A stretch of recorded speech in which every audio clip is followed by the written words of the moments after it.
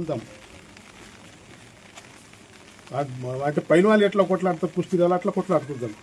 కానీ development, village development కావాలా, గ్రామ డెవలప్మెంట్ కావాలంటే గవర్నమెంట్ ఇచ్చిన ప్రొసీడింగ్ ప్రకారం అన్ని పనులు చేసుకున్నాను. నా ఛాయాశక్తితో నాకు వచ్చిన కోటాల చీరాల విలేజ్లో గర్వంగా చెప్తున్నాను. ఎవరన్నా ఉండని, ఏ పార్టీ కూడా ఉండని, నాకు పార్టీతో సంబంధం లేదు. నాకు ఓటు వేయకుంటే నడుస్తుంది. కానీ వాళ్ళ అందరి బీద వాళ్ళకి నేను ఇల్లు ఇస్తా,